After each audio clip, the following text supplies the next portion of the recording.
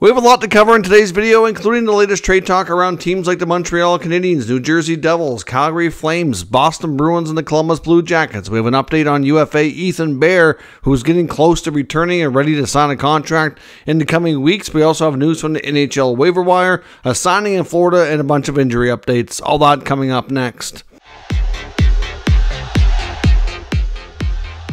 So welcome back to another video here at Top Shelf Hockey. As I mentioned, we have a lot of news to cover today. Let's kick things off first with the news from the NHL waiver wire. Today, the Nashville Predators have placed forward Liam Foudy on waivers for the purpose of being assigned to the American Hockey League. Of course, the Predators have picked up Liam Foudy from Columbus earlier this season through the waiver wire as well. Head coach Andrew Burnett of Nashville said he really likes the player, likes what he brings, especially his speed, except that when they picked him up on waivers, they basically picked him up to be the extra guy.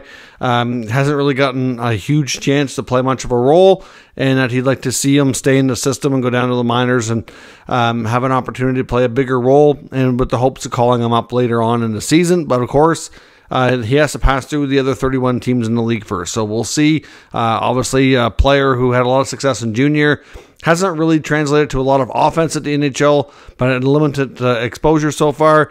Very speedy, good skater.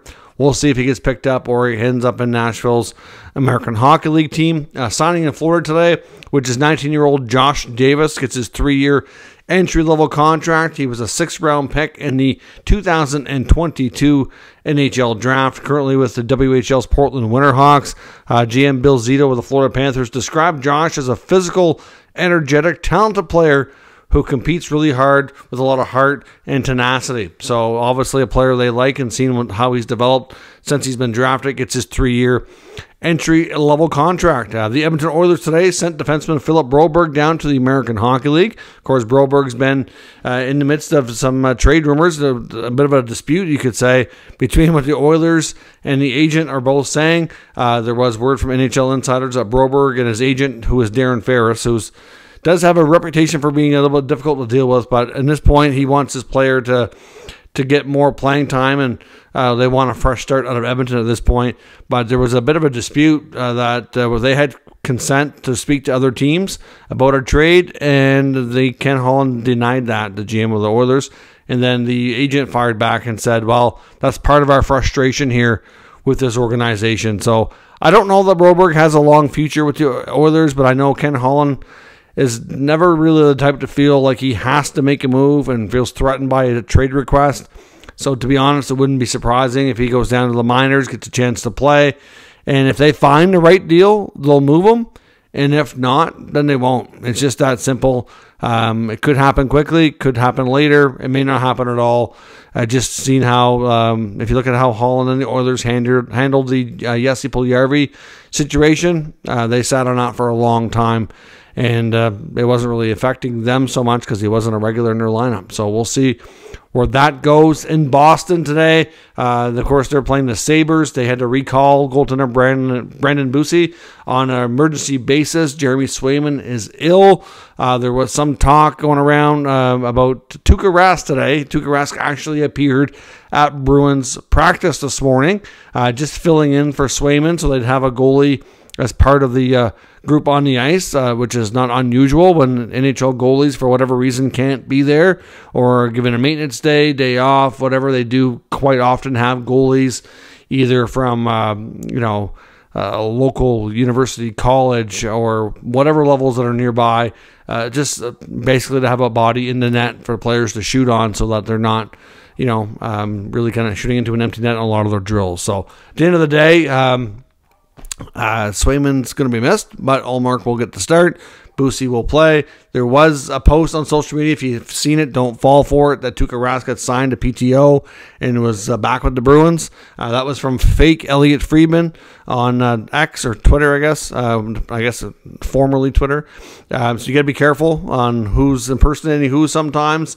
I know when I first seen the post, I was like, whoa, okay, I know he was at practice this morning, but then I checked the profile and I was like, fake Elliot Friedman, no wonder.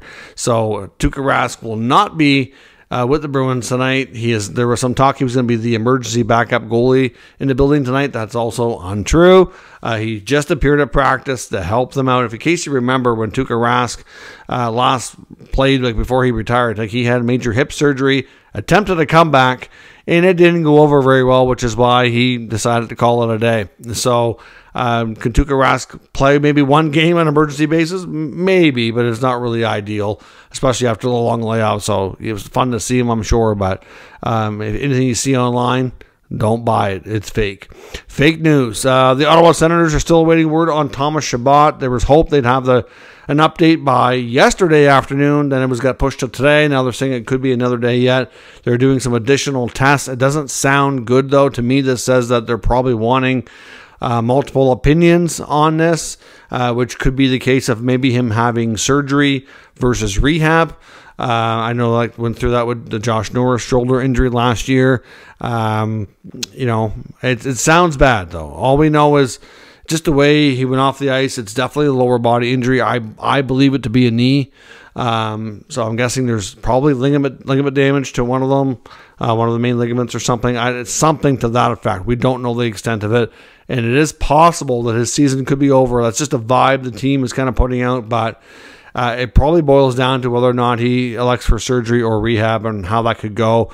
Obviously, if he is out for the season, that creates some cap flexibility. As much as they'll miss the player, that's $8 million onto LTIR that's available. So obviously they would, if he's playing and active, they need to make a trade to sign Shane Pinto. But that would create the flexibility that they wouldn't have to do that. Not only could they bring in Pinto, but if they really wanted to, they could go shopping for another defenseman too, to add somebody else back there with experience. So we'll see what they do. But the update on his injury could be significant, and I don't know if it's going to be probably not today. I mean, it's getting late in the day today now. It could come tonight, if not tomorrow. We'll see. Speaking of injuries and long-term, the Bruins have also placed defenseman Derek Forbort on long-term injury reserve as well, and have recalled young defenseman Mason Lohrei. In Colorado tonight, they will be without Valerie Nichushkin. He's out with an illness. Makar returns, and there were some questions on McKinnon. He's in as well, and they've reassigned Oscar Olsson back to the American Hockey League. Now, there's a lot of attention right now getting drawn to UFA defenseman Ethan Bear, who's working out in BC, skating in Kelowna. He had major surgery and is obviously, like Patrick Kane, not signed because they wanted to wait and be healthy before they took care of that piece of business. And Ethan Bear's getting close to that point. It sounds like he's likely going to be ready to play after Christmas. So I would suspect he'll make his NHL debut sometime in early January, depending on what team he goes to and their schedule. But I know for the longest time it was widely expected that his last team he was with, the Vancouver Canucks, were pretty much the front runners. But based on what they've done here with other moves, I don't know that they're going to be able to offer a whole lot of a contract. And Rick Dhaliwal, who covers the Canucks closely in Vancouver, made mention on his show today that the Canucks at one point for quite a while were considered the front runners. Now he kind of feels like they're not so much. And there is other teams involved. Apparently Bear had been inviting other teams, anybody who's interested, to come out to Kelowna, where he's working out and practicing, to watch and see and meet with them. So we will see where that goes, but could be a pretty decent second, third pair defenseman somebody could get without giving up assets, whether it be Vancouver or elsewhere. So I'm sure there's lots of teams in that boat because of injuries. So be curious to see where he might end up. I have a feeling he'll get a lot of interest. Now, in Columbus, there's a lot of talk about is when's the ball going to drop here? Are we going to see significant change, and what's the timeline? I know I've seen Aaron Portzline, who covers the Jackets for The Athletic, was making mention about a potential, complete front office change. When could that happen? Is it likely going to happen sometime during the course of the season? At this point, Kekalainen has been there a long time. So was Davidson. You got to wonder if, maybe it's time for a new regime. This team has had little to no playoff exposure and very little to no playoff success. Like, this team has not really made big strides under the current regime. They've been there a long time. I mean, how many coaches has Kekalainen hired and fired now? At some point, you have to look at them and be like, okay, maybe we need different people running this organization. You would suspect if they're going to make a move, they would do it before the NHL trade deadline, because you don't really want, if you're going to make a change, why would you want them running that part of the business? That could be crucial to the team's immediate future.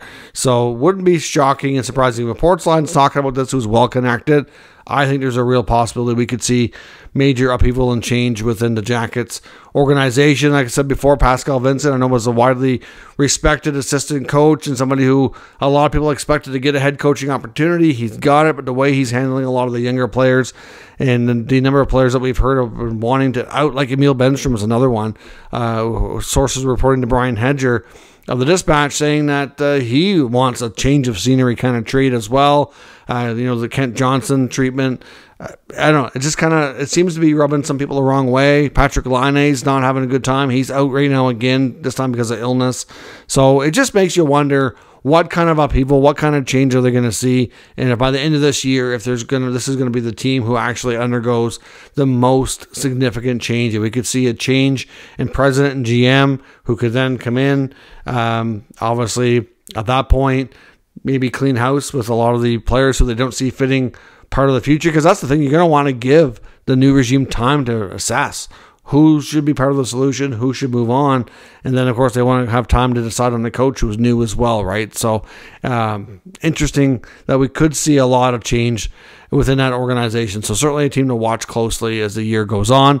Post Media Group, including Bruce Garriox, reporting the Montreal Canadiens getting some interest on goaltender Jake Allen from a couple of teams, one being division rival Buffalo Sabres, one from the West and the Seattle Kraken.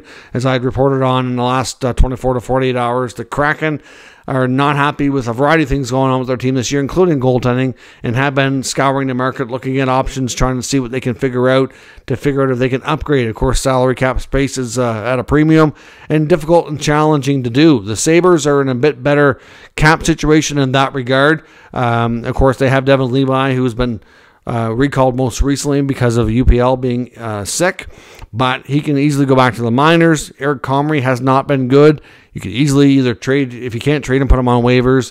And if they did pick up a guy like Jake Allen from Montreal, who's apparently one of their guys they're looking at, then he could, be in a good tandem with UPL the rest of the year, and that might give them the best chance to try to salvage the year. At some point, though, in the not-too-distant future, they're going to say that they're running out of runway, and that if they don't get it going here, like it's too little too late, and it could end up a lot like last year, and even if they make a big push at the end, it could be too little too late and fall at least a few points short of qualifying for the playoffs yet again. A lot of people expected the Sabres to take a bigger step forward this year. They've kind of stumbled, and you could point to GM Kevin Adams, who really didn't do anything with this team over the course of the offseason. You got goaltending underperforming, some injuries. Tage Thompson's been hurt. Darlene's been hurt. Peyton Krebs has drastically underperformed. Casey Middlestad's your leading scorer, which is kind of unusual, really. I mean, not to knock Casey Middlestad, but there's lots of players who should have more points than him. So at the end of the day, a lot of things have not gone right with the Sabres this year. Getting a veteran goaltender to come in and stabilize things, kind of like they did with Craig Anderson, might not be a terrible idea. I mean, they have a lot of young players that might be intriguing to the Canadiens if they wanted to make a trade here. Obviously, they're one of the few teams who would be well positioned to take Jake Allen's contract, who still has another year at $3.8 million. He does have a modified no trade and can block 7 teams. And of course, we don't know if the Sabres are on that list or what have you. So we'll see. I know from a personal standpoint, I think he'd probably prefer to stay in Montreal. I know it's quite comfortable for he and his family, but at the same time, from a business perspective for Montreal, it certainly looks like Montembeault is going to be more of the guy, and all indications are they don't want to lose Primo, who is much younger. So it could boil down to him being the trade piece. So we'll see how things work out on that front. In New Jersey, of course, they're still waiting to confirm the full recovery time and extent it for Dougie Hamilton, but expect New Jersey to be on the lookout for defensemen. And a couple of names that Elliot Friedman mentioned on the Jeff Merrick show today that are likely consideration for the Devils. He didn't necessarily link to the fact that they're having conversations, but figures that they make a lot of sense, and they are likely looking at that would be Tyson Barrie in Nashville and Tony DeAngelo in Carolina. Both can play an offensive role, run a power play, and both are definitely available for trade. Obviously, salary will play a role here in the asking price as well. but certainly a couple of guys to take a look at. I know with Tyson Barrie, it's pretty clear he's likely going to be sitting out for a while, I would think. I mean, they originally scratched him not because of a trade request, but just because they wanted a different mix on the blue line, and now I think it could turn into more of asset management. We'll see. But D'Angelo could be a fallback option, but I think Barry's probably the stronger candidate in that regard. The Devils don't want to waste a campaign here, and losing a top defenseman like Dougie Hamilton would be a big blow. So we'll see. Calgary, Elias Lindholm, still a player getting a lot of attention. We talked a lot about their D, especially Chris Tanev as of late after Zadorov was traded. But the fourthperiod.com and Kevin Weeks are both reporting that the Boston Bruins still have heavy interest in this player. Of course, he's making $4.85 million, a pending unrestricted free agent. If Calgary's willing to retain some money on that, they can knock that in half.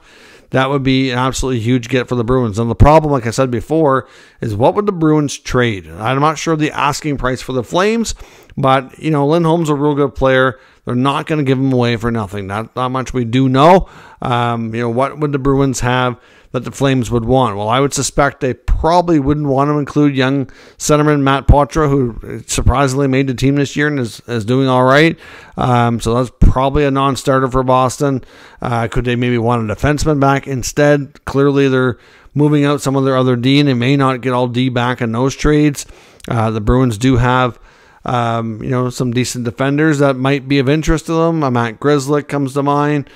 You know, I don't know if they'd move Brandon Carlo, but could come up in conversation at the very least. You know, Lindholm, Hampus Lindholm that is, and McAvoy are for sure not going anywhere. So be curious to see what they do. I mean, at some point, we know the Bruins are going to want to make some room and work in a little bit more youth as well. But after losing their top two centers of Bergeron and Krejci, they're making do just fine with what they have. But if they can strengthen that position as the year goes on and add a guy like Elias Lindholm, it makes a lot of sense. Now, based on the other reports, it just makes a lot of sense that he would be their target. Like I said before in the offseason, the Bruins, to me, seemed like the perfect place for Lindholm to land.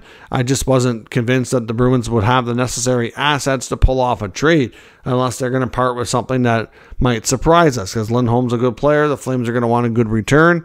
I don't know what that's going to be. There was some talk before that a player like Jake DeBrusk might have to be involved.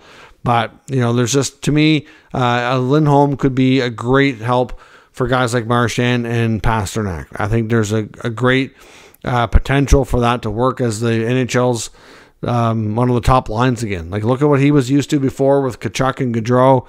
He certainly can play with the best players, can play first-line minutes.